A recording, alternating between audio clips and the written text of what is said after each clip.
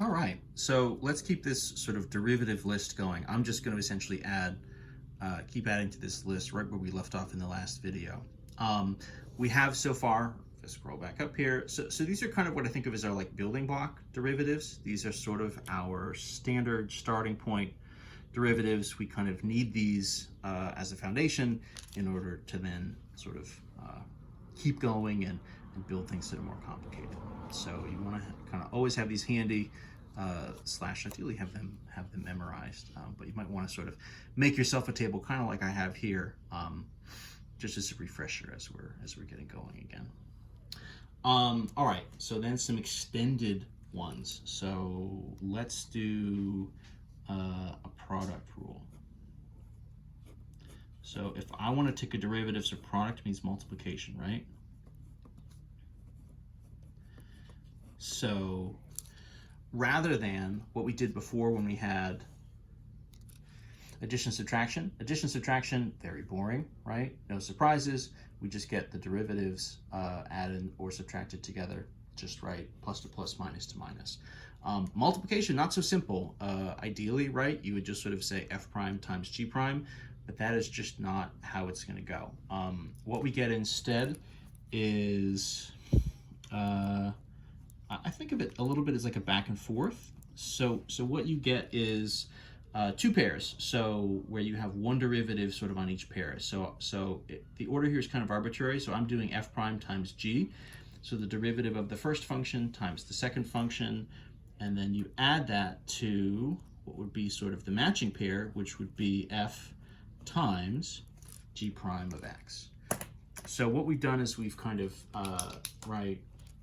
one derivative times the original of the other plus the other original times the other derivative, right? So it's this kind of back and forth.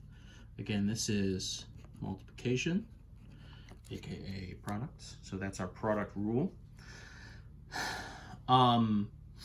Multiplication, just a more complicated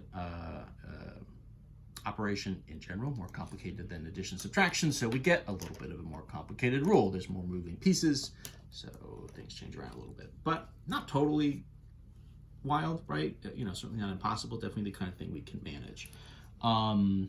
Division, aka quotients. So if I'm going to do a division rule, so say I need to do a derivative of some sort of fraction, right? Some sort of fraction expression, right? Function over function, a rational expression. So what's going to happen here is you have sort of two parts. There's sort of a top part that is similar in form to the product rule. What you have, right, is sort of a top and a bottom function. Sometimes we call this, a high and a low function. And so what you're going to do for the derivative is you're going to have the derivative of the top times the bottom, so f prime times g, in the way that I've set it up here. I'm kind of on purpose setting it up this way so that it kind of matches what I did for the product rule. We had said the product rule, in theory, the way you order this is arbitrary. I kind of on purpose usually order it this way so that it kind of matches the same way I would order my quotients. So f prime times g minus, right? So the fact that there is a subtraction here is what makes the order important. Obviously, in the product rule, when it's just addition between the two, addition is arbitrary, right? Meaning whichever sort of comes first or second doesn't matter. So in this case, f prime times g minus, and the second pair is going to be f times g prime. So that would be the top function times the derivative of the bottom. And you might say, okay, well, that was easy enough. That's sort of just the thing that's a minus instead of a plus. Why are you continuing to write things? And so this whole thing, sneak attack, is a fraction itself. And on the bottom of this, right, so this is all over the original denominator function squared, so the g of x squared. This is what we call our quotient rule, right? So quotients mean division. So this is our quotient rule. We're putting little check marks here, so I'll keep that going to be consistent. So f prime times g minus f times g prime all over g of x squared. sometimes what I was, have been sort of told and sort of taught over the years, there's actually sort of a little, I don't know if you'd even call it a song, a little kind of rhyme thing you can sort of use to remember. Sometimes what people say is,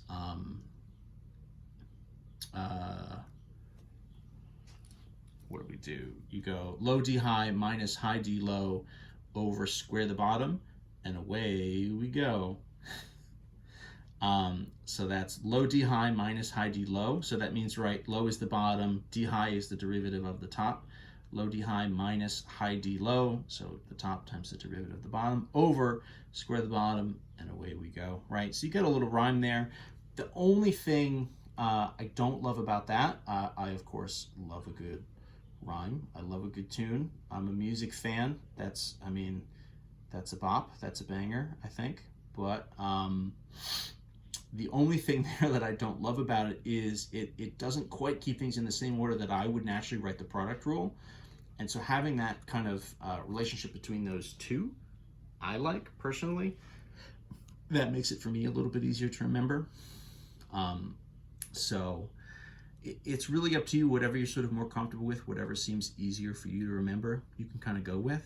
I don't have any particular preference.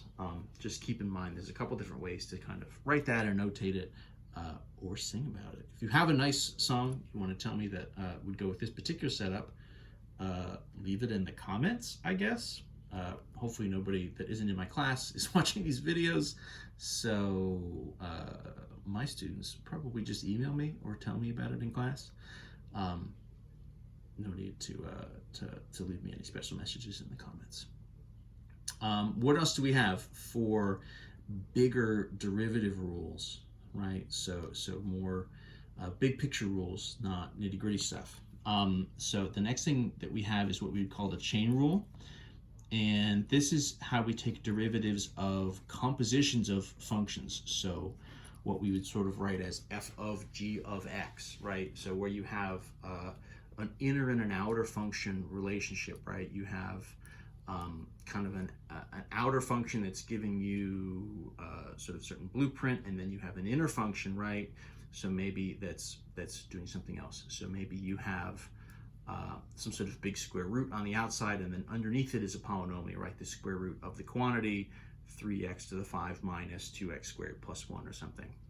Or maybe you have an exponential, right? E raised to the sine of x, right? So sine of x is your sort of inner function there, and e to the x, right? This sort of exponential would be your kind of outer function. So any of these different setups are possible. What is the derivative going to look like in that case? So the derivative looks like f prime of g of x times g prime of x. So you're doing an inner and an outer comparison here. So you're doing a derivative of the outer function where you leave the inner function alone, and then you multiply that by the derivative of the inner. So there's sort of an expansion happening. You kind of work your way from the outside in, is usually how I like to think of this. Again, this is what we call the chain rule. And once we have the chain rule on the books, usually what I'll do is sort of list a couple kind of special cases of the chain rule. So chain rules that we would commonly see, related to some of the other things. So this would get us, what I would think of as kind of a generic power rule, where if you have some sort of f of x inner function raised to a power, right? So not just x to a power, but some sort of inner function. So if you see some parentheses and there's some sort of exponent on the outside, this is that scenario. Same concept with, right, square roots or cube roots or something, where you have different values underneath. Same kind of idea. So the derivative here would be essentially a version of the power rule, right? N comes down, you have the inner function here, which is the f, raised to the n minus 1. And then what happens is it expands, and then you multiply by the derivative of the inside.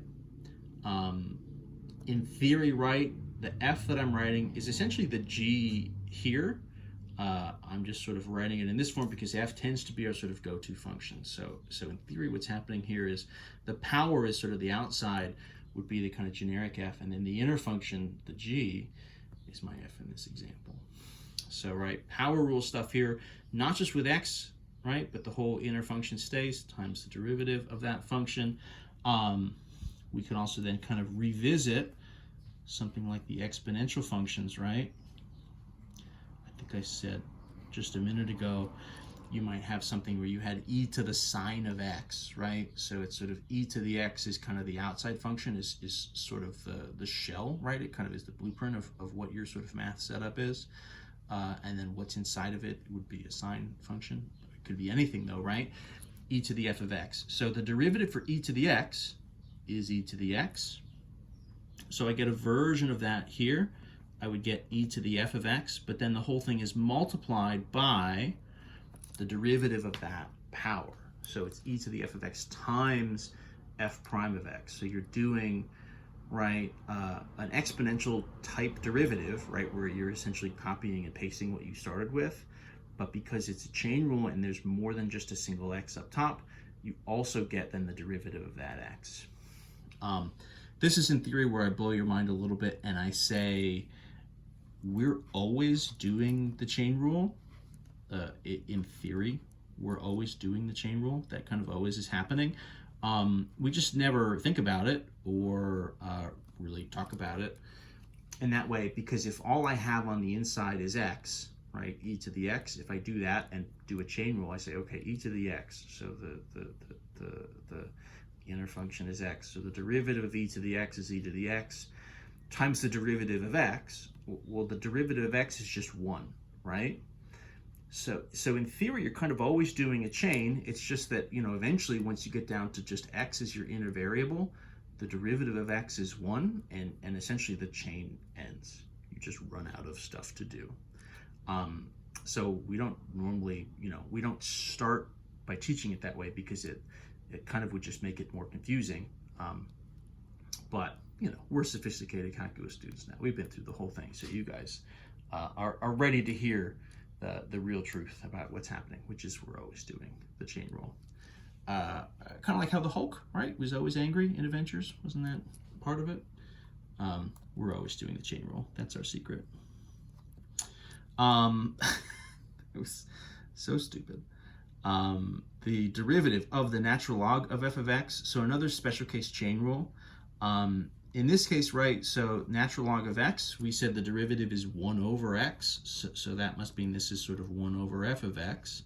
And then because it's a chain, you're going to just multiply by whatever the derivative of that f is. So 1 over f of x times f prime, right? So 1 over the inside function, and then you just multiply by the derivative. Again, you're kind of expanding it sort of further out to the right, working your way from the outside in.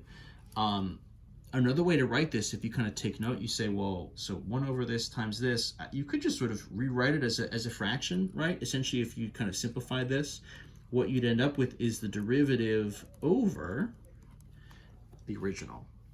And that's actually how we'll see some of those forms when we sort of deal with this from a Calc 2 perspective, and we start to do our integrals where we're actually trying to sort of reverse engineer the derivative process. We'll actually see stuff that looks a little bit maybe more like that, a derivative over top of an original. That's kind of something to watch for. So that's kind of stage 2. That's kind of, you know, I would think of this maybe as our sort of black and blue stuff on top here is kind of our tier 1 derivatives. These are sort of our standard building block kind of derivatives. And then my stuff in green is kind of my tier 2 stuff, right? So slightly more advanced rules, a little bit more complicated, and in particular, totally generic because it's built off of, right, the f's and the g's here are going to be made up of things like sines, cosines, tangents, right, e to the x's, natural logs, or different polynomial type pieces, right, constants times x's raised to different powers. So that's our list. We have one little bit that we're going to add to it, some inverse trig stuff. And then we're also going to run some examples in the next videos. So keep this party going.